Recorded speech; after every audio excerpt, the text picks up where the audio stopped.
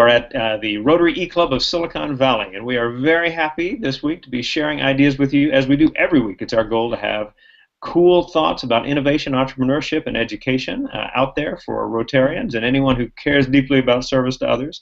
And to that end, we find interesting people to share ideas with us. So today we have Cynthia Salim of Citizen Smart telling us about her work with her lifestyle brand business and how Rotary helped her get that going. And so there are a variety of us from the club participating as well. I'll introduce them right before we go to Q&A, but I'd like to hand it over directly to Cynthia. Cynthia, welcome. Thank you, Roshan, and thank you for having me. So this is my very first eClub presentation.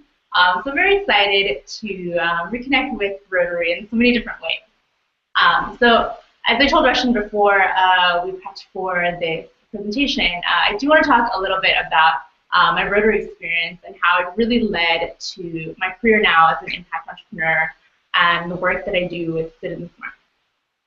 I really can't impress upon people enough how my Rotary experience was really the spark of everything. So I was an undergrad at Loyola Marymount University in Los Angeles, doing social justice work, worked on the living wage campaign, poverty alleviation issues, when I got the Rotary Scholarship to go to London and get a master's in, are you ready for it? In human values and contemporary global ethics. So I fell in love with this program, got the approval from the Board of Trustees and the Rotary Foundation to go do it, and I really had no idea what it was going to be like. And I always tell people, you know, had it not been for Rotary trusting me and saying, you know, this is a kid who's hungry and who wants to learn, let's trust her and see where it goes. I don't know if I would have ended up with a master's in human values and contemporary global ethics. It's certainly not the most practical, and at the time, I myself didn't quite have a plan on how to make that work.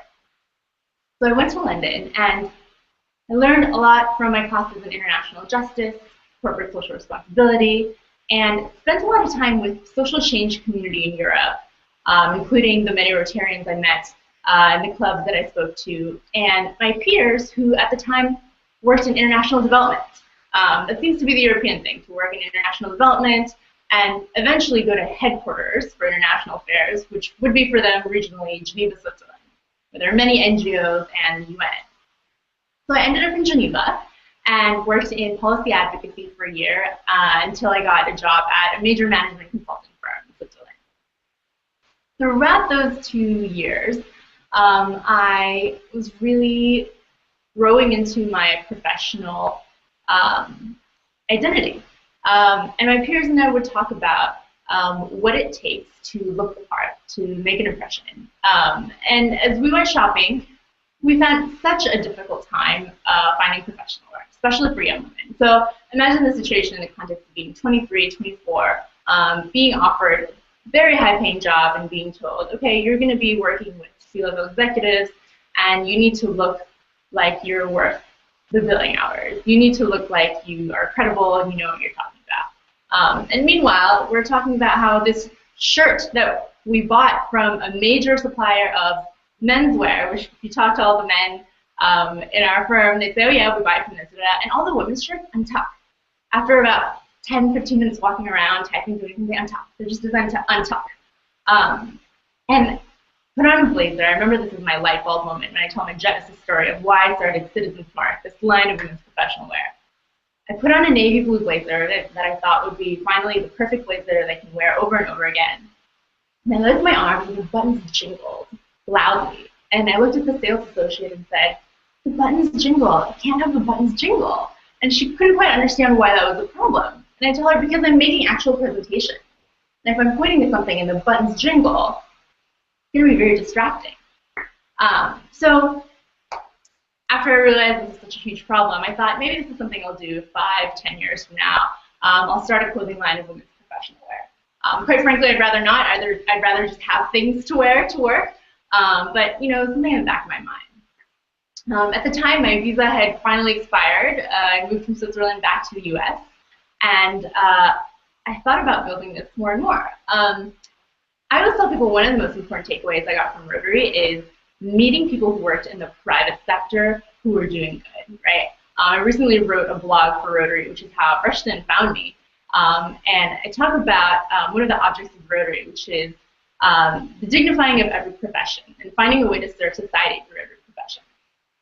I think as somebody who worked in advocacy and nonprofit world in her early 20s, that was something that had not occurred to me, that you can create change through different sectors, through different industries. So I moved to New York, and I just started exploring because I wasn't quite sure what my plan would be. I wanted to work in corporate social responsibility, and I wanted to make just one perfect blazer for myself, just to get to work. Went through Garment District, had a really difficult time figuring out where things came from, because people either wouldn't tell me or didn't quite know. They would say country, or we get it from this supplier, from sources from another supplier. And then I finally produced one blazer that I thought maybe could be the foundation of our line, only to discover that it wasn't up to the quality that I wanted it to be. And they told me, you know, what you need is a specialized suit factory in Europe. So flew out to Europe. This is also an interesting part of the entrepreneurial experience, and people ask me how I did it. I flew out, right? Manufacturing is a really difficult industry to engage in online or over the phone. You kind of have to be there, you have to meet people, they have to trust that you're real, you have to trust that they're real. You need to touch them. So I flew out once to Italy to meet all these wool mills. And I'll show you at this point a quick screen share of what I found when I got there. So I'm screen sharing to so many people. Well, can everybody see this? I'm going to assume you can all see it. So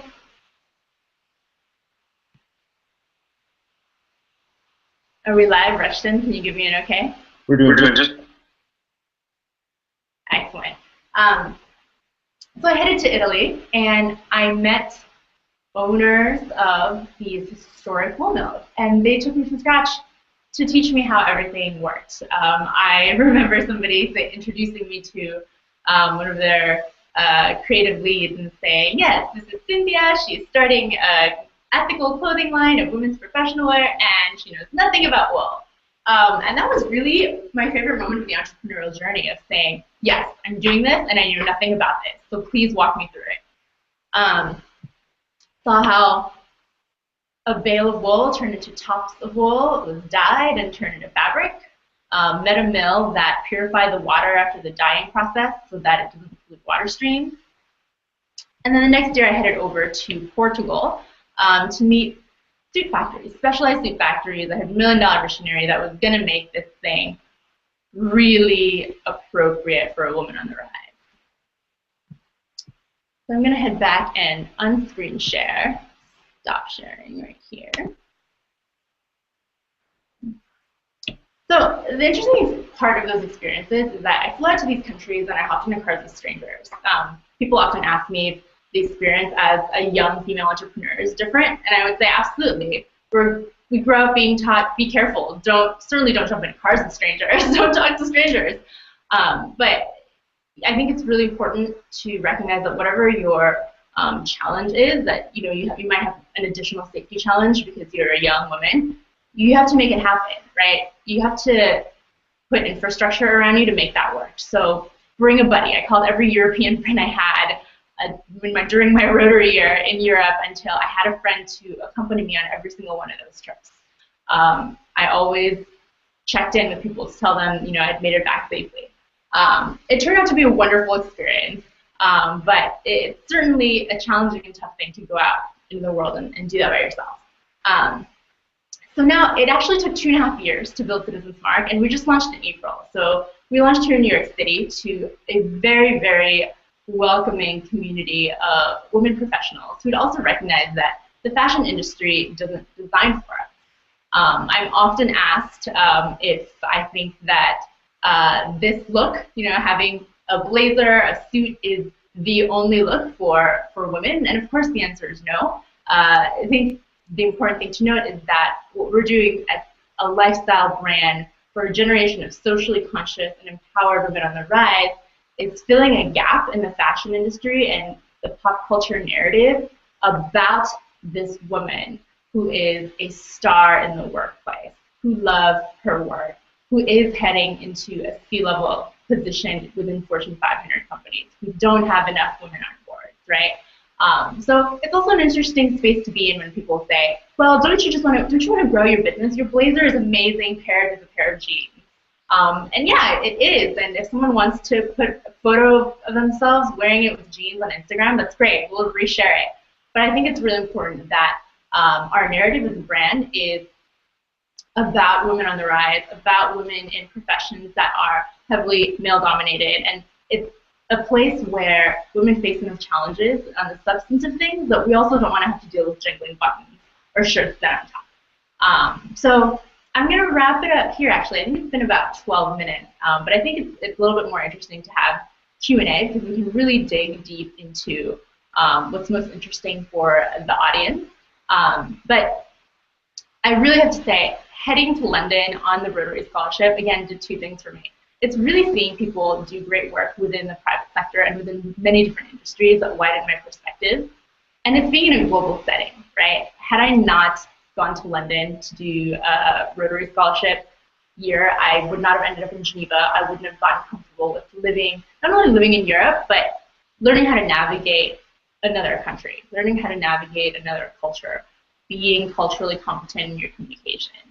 So I still to this day connect with the Rotary community here in New York. I'm in touch with my Rotary counselors in London and in Los Angeles, and it's really been a life-changing experience. When people say that about the Rotary experience, because it's not just the scholarship that you get, it's the trust and the opportunity to go do something even though there might not be a clear plan to why you're learning something that you're so passionate about. Very cool. Well, Cynthia, this is awesome. This is such a wonderful opportunity to bring a number of different pieces together and allow a lot of our members to understand the connections that happen between Rotary, its scholarship programs, the opportunity to get people to do all kinds of different things in the world. I've got a bunch of questions for you, but I also want to make sure everybody who is watching this as a recording or who is watching it online right now knows who these people in the pictures are. First of all, my name is Rushton. I am the president of the Rotary eClub of Silicon Valley. And visiting Silicon Valley right now is my good buddy for many years together in an eClub, but our first time to actually meet in person. And that's Chris Cochran, our PR chair, right? And his wife Liz, right? Who are right here. We also have our membership chair, Shags Shagrin. Shags, wave at the crowd, good man. And one of our two newest members, Sviatko Chidorov, who is in Los Angeles. He is also one who has spent time in the international development world, and I'm sure we'll have a question that aligns with your experiences in interesting ways. I'll start by just saying, when you think about not just the experience of being overseas, right, and the chance to kind of study and begin to navigate that kind of environment, but when you were doing the scholarship, the Rotary Scholarship, were you also getting advice from Rotarians that you were in touch with about how to begin looking at some of these different possibilities, either during the scholarship year or once you got to Geneva? That's a great question. When I started my business, I actually called the very, very first Rotary contact I had in Los Angeles, who happened to be the chair of entrepreneurship at Loyola Marymount University, Dr. Fred Kiesner, who we all warmly call Grandpa Fred. And again, that's the kind of relationship I would not have had as a liberal arts major. I studied political science. But because of the Rotary experience, I was able to meet Grandpa Fred and all these other people who worked, again, in different industries. So during my Rotary years, I didn't seek advice on how to build a business because I didn't think that was something I do. But when I finished my Rotary year, it was actually 2 or 3 years after. And I was great at keeping in touch. I emailed twice a year saying, hi, I'm now in Geneva. Thanks so much for your support. Here's what happened. I sent pictures. So certainly afterwards, it's really like a lifelong relationship that you build with Rotarians who are able to advise you. Very cool. I'm going to pass the next question over to our PR chair, Chris. So, Chris? Well, I'm more the entrepreneur in me. What's your price point for your product? Great question. So our price point is between $425 and $475. I also get a lot of questions on, oh, well, why don't you make ethical fashion affordable?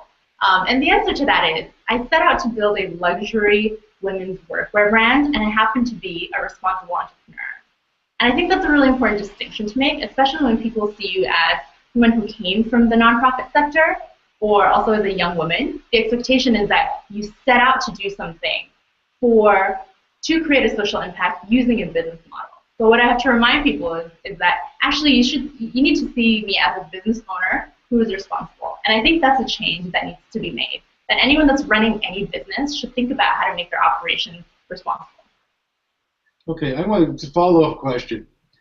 You've got this product now. What are plans for future products, or will there be future products? That's a great question. So we're expanding our collection, and it's really interesting to listen to women in different regions. Again, a benefit of having the Rotary Experience and living abroad, I just had Skype calls with a woman in Switzerland, a woman in Germany, with a woman in Boston, the woman in New York, obviously. And the woman I spoke to in Switzerland said, yeah, I think having a different colored pant would be great, but of course you need a matching suit. Obviously, you need several matching suits. Whereas the women of New York or Los Angeles are less likely to say that. They'll say, oh no, I don't do matching anymore. I'll wear a different colored pant. It's a more casual look. And a mentor of mine also said, yeah, I worked at a pharmaceutical company when we had international meetings. The German women rocked up in full suits and they looked great. So I think it's a choice for us on what kind of brand we want to be, the brand identity behind it, and what region we want to be biggest in. I don't think it's a massive issue. We'll probably do both. We'll have a matching, I always ask people too, so do women not want to wear the suit, or do they just need a better suit? Because I've also heard people say, I don't normally wear blazers, but I wear your blazer. It's great. So as far as expanding the collection goes, I think the most important thing to remember is that we are designing for a community of women in very formal professions that are heavily male-dominated, where they don't have enough apparel options. So we need to stay narrow in that we're serving those people. Very cool. There's a number of questions related to ethical sourcing and where you're getting the different pieces from and the wool and all. But I also want to let Cviatko jump in if he's got a question ready to go, since he's had so many similar experiences. Cviatko, do you have a comment or a question ready to go? I do. Cynthia, thanks for your presentation. This was really cool. So my question is, you worked for the UN, is that right? I worked for an NGO doing policy advocacy work at the UN. Yeah. Oh, okay, excellent. And then you did some consulting? Briefly. Afterwards, okay. So what made you want to leave that type of work? Was it just you found this issue that you wanted to address, this problem you wanted to solve, and you felt really passionate about it, or were there other reasons? Yeah, part of it was life circumstances. My Swiss visa had expired, and I was repatriated back to the U.S. And the other part of it is that I just felt so strongly about this and realized that nobody was going to tackle this issue. I mean, when I had a conversation with my uncle, who's actually a great mentor of mine, who's also an entrepreneur, he called me back after 3 months of planning and talking and said, Cynthia, honey, talk to all my business partners and all my friends, and we decided, I don't think you should do this because, let me tell you, women are difficult. I said, I know, yes, where are we going with this? It's difficult to fit a blazer on me, but it's also difficult to go to work and not be able to look appropriate. And he ended the conversation with, there are easier ways to make money. Let me hook you up. Let me set you up with an entrepreneurial plan that's going to be easier for you to make money. And I looked back to the McKinsey philosophy of 80-20 and thought, if I were Brooks Brothers, 80% of my business is coming from the men's line. So we're not really going to invest in the women's line and really dig into culturally what's happening, what young women need, how and all that. And so I thought, if this is going to happen, I or one of my peers has to start it. It has to come from our generation, and it has to be fresh and new, because other people already have systems for making money that are already set, and they're fine, and that's okay. It's just we need a different voice in the field. Very cool. One of the things that I think is so compelling about Rotary is that it brings people into a space where they are experiencing a lot of stories. They get that chance to hear about what people are are doing what people have done to make a difference in the lives of communities, near and far, and that becomes the motivating piece that takes work from work to a passion, right? And so when you talk about the story of, okay, no, there is this niche, that has not been addressed by others. It's an opportunity, and it's an opportunity to do it in a way that's important to you. So you've got multiple cool things kind of layered here in terms of helping young women who are trying to make sure that they've got options, but also to making sure that you are doing this in a business model that makes a lot of sense for your suppliers. And I think that's pretty amazing as well. Have you had kind of moments when you were talking to people in Europe and Portugal and Italy about the wool, about the stuff that they were putting together that really stood out for you as being, this is where what I'm doing is making a difference here? Have you had moments like that? Absolutely, so many. I can think of one in particular. So our lining happens to be sustainable already. It's 100% cotton seed. So it's the thing around a cotton seed, and it's very soft, very luxurious, breathable, and all that. But there was another option for lining that's made out of recycled bottles, plastic bottles. And as one of my suppliers is driving around, he tells me about this, and he says, yeah, so there's this awesome fabric, but we need a massive order to make it work, obviously. And we need 100,000 meters to produce it and make a profit. So we've already gotten, he named 2 major suppliers. We've already got these 2 major brands in. Would you be interested as well? And I said, I'm so tiny and brand new. And he said, yeah, I'll put my hand in, for 200 blazers. Meanwhile, all these other luxury brands are putting their hands in for 2,000 blazers. And I thought, that's how you make change, right? But there's so many, people talk about theory of change, right? There's people coming from the advocacy side. There are people from the legislative side making regulation. And then there's people who are waving customer demand and money around, saying, I have 200 people. I want to get to a point where I say, I have 5,000 women who will wear this blazer because that's what ethics means. We collectively put our hand in. And now you can produce this, right? When, from the activist side, when we talk about, oh, why don't companies do this? Why don't companies do that? Because it might take $200,000 to turn on the switch to make that fabric. And if you don't have $200,000 of orders, you can't turn on that switch. That's an awesome story. Cool. Shags, do you have a comment or a question ready to go? If so, happy to yield my long list of questions to you. No, I don't have any questions. Just a comment. That's an outstanding concept, and I'm just so happy that Rotary is able to help kickstart things for you. Thank you. Absolutely. This is part of what we hope for. The idea of the eClub is that we can bring people who have a lot of passion, a lot of energy, lots of cool, innovative ideas into a space where they're enjoying each other's company, along with making cool things happen for folks everywhere.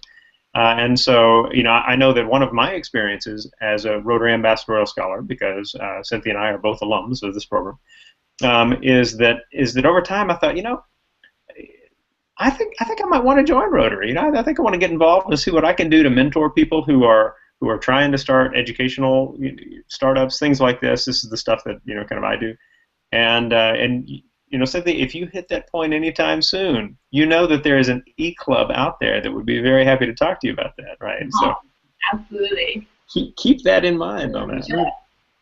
All right. So what we're going to do is we're going to wind things down, and I'm going to finish up with a few thoughts, and then Cynthia, I'd like you to be able to kind of toss a last idea or a piece of encouragement in before we finish the broadcast.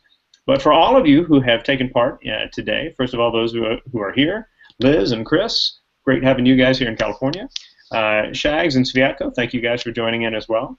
Those of you who are viewing but not in the part at the bottom of the screen, good to have you as well.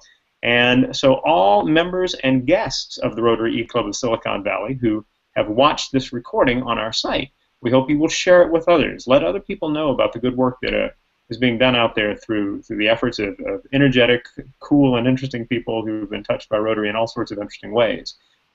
Before you finish, make sure that you scroll down the page and you see that we have a place where you can say, I attended. So there's a little I attended survey. And the I attended survey allows us to know you were here. And so we get to get this sense of, oh, okay, people from this part of the world, and this part of the world, and this part of the world are joining in.